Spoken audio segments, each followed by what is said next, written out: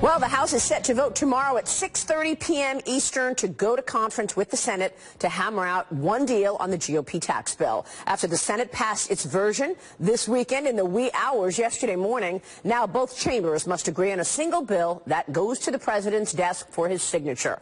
Let's bring in right now Georgia Senator David Perdue. He sits on the Senate Budget and Banking Committees. Senator, good to have you on the program. Thanks so much for joining us. Hi, Maria. Congratulations to you and your colleagues getting this over the finish line last night. Tell us how this went down. You passed the bill Saturday morning without Bob Corker's vote. He voted no. Well, you know, I love sausage, but I hate to see it made, and that's what we've been doing the last 9 months. But you're right, Saturday morning, just before 2 a.m., we passed a historic tax bill, first one since 1986. And I'm very excited because this is going to be so stimulative for our economy. Our workers are going to become competitive again, Maria. And as you talked in the last hour, capital formation is going to come out of the woodwork to support this economy. So I am extremely pleased that we got this done. We'll go to conference next week. We could have this on the president's desk within 10 days. So a lot of conversation about this so-called trigger that your colleague, Senator Bob Corker, wanted to put in the bill, whereas if the revenue was not there that you expect from this tax bill, that a trigger would be in place to actually raise taxes. This was massively debated. At the end of the day, it is not in the bill. Talk to us about why you feel comfortable going forward without that trigger here. Well, first of all, the maligned JCT, the Joint Committee on Tax, and even CBO both say, JCT says you only have to grow 0.2% in the GDP to more than pay for this, and even the CBO says 0.4%.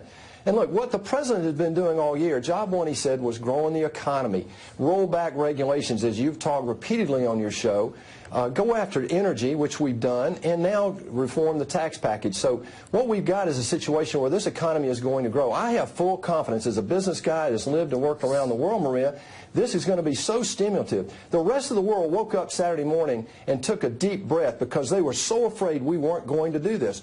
America is back in business globally, Maria.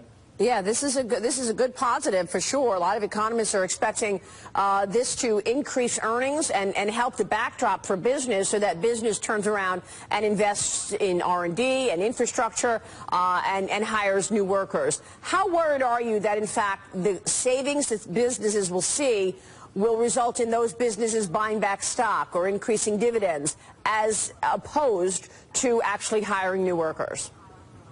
Well, Maria, I come from the school that, you know, all of the above is acceptable. This is capitalism.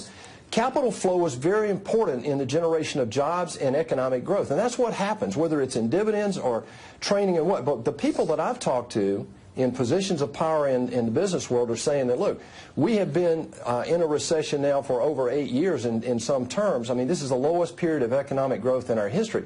What these people have are pent-up needs in terms of job training, worker training, and so forth, capital investment in plant and equipment. And what we're going to find is a lot of the IP is going to come back to our shores, Maria, because of the details of this tax package. But let me iterate this.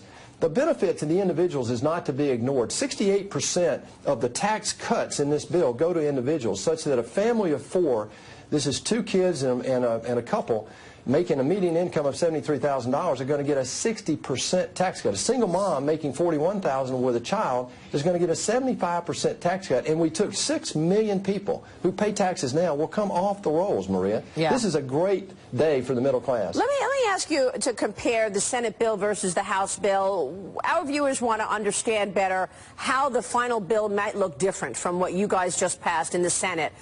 Talk to us about the differences and how you see this bill looking differently once it gets to the president's desk. Well, you know, to some degree, Maria, we've passed that Rubicon. In many ways, over the last week, the Senate bill began to move toward the House bill, which is a good thing. In fact, some people are saying that maybe the House could go ahead and vote on the Senate bill. We're not asking them for that yet, but it got so close that I think that's a possibility. look, this committee, this group that's going to get together and rationalize whatever minor differences are there, will do very quick work this week. So I don't anticipate many changes.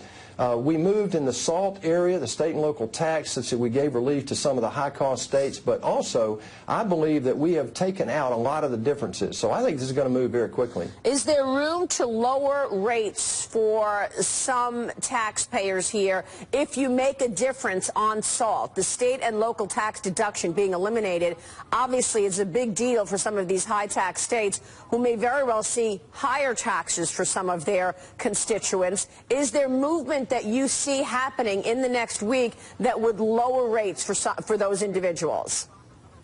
I really don't think so, Maria. I think the majority of people in the country are tired of subsidizing the high-tax states. And why should a couple with 2 children making an income exactly the same for the same couple with the same kids in California, why should the couple in Iowa pay more federal income tax? That's been the case for the last 30 years. Yeah. This moves to correct that to some degree. At the same time, though, you know, your colleagues on the left are calling this warfare. The Washington Post is out with a story today saying this is class warfare. We know that these are talking points from the Democrats. We were expecting this. But there's video that senators, you know, are saying that, look, this is going to take us all the way into 2018. This is going to be our issue. The fact that this is helping the rich and not doing enough for middle-class families. They're going to be singing this song going into the 2018 elections. Are you expecting the House to lose the majority as a result of this talking point? Maria, this is coming from the same people that taxed 8 million people in 2014 under Obamacare, $2 billion, and half of those folks make less than $25,000. This is such nonsense. They know that what just happened, the 68% of these tax cuts are going to the middle class. What we've got here is a situation where we're making America competitive again with the rest of the world. We're lowering the tax rate to 20%. Asia is already at 18. Europe is at low 20s, moving to that. UK goes to 17 next year. Right. The person that's going to benefit the most from this tax bill, though, is the person that gets a job, Maria. I agree with you, but look, we know what the left is saying, and I want to ask you about this AMT, because this is also very significant. The Senate bill keeps part of the alternative minimum tax. Why did you do that? And isn't this going to mean that those people that were getting a tax break are no longer getting a tax break, Senator? Well, the way we did it, though, for the most part, it's the wealthy that the left is talking about got such a break.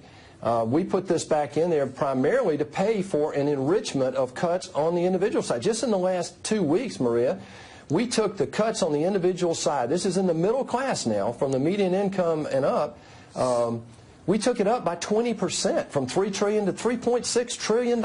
We cut the tax code for the middle class. So when you look at the math, there is absolutely no support that this is just for the rich. And as a matter of fact, even the repatriation tax that we're talking about, when it comes back in the U.S., the beneficiaries are going to be American workers. It creates a level playing field for the people who work with their hands every day across America. Yeah. Why was there no movement, Senator, on the carried interest deduction? You know, this is a deduction that obviously high earners use when it becomes real estate individuals, hedge fund managers who are able to show income as capital gains rather than standard income at the top rate. And that's not changed. This deduction is in there. Well, some of us really wanted to do that. It also affects other industries like energy and so forth. So, you know, when you get in the final hours of a bill like this, you have to decide, are you going to shut this bill down, or are you going to try to get the best you can get? And that's what we've been doing the last week. So this is one that might get some conversation in the conference as well. But again, it was one of those items that in our negotiations we looked at trying to make all of the chemistry work for all of the industries out there. And this one didn't get put in there somehow. All right, real quick, final question here. Give us the procedure this next 2 weeks. What does it look like before this bill actually lands on the president's desk? Well, the House and the Senate both will name a conference committee. They go together and work very quickly to work out any minor differences between the Senate bill and the House bill. It comes back to then the House and the Senate. We vote one more time, and it goes to the President's desk. But to me, this is mostly perfunctory because the Senate bill got so close to the House bill. I don't see a lot of controversy this week. I'm hopeful that we'll see the Senate voting on this again by the end of this coming week, Maria. All right. Wow, this is exciting time. Senator, good to have you on the program this morning. Thanks so much.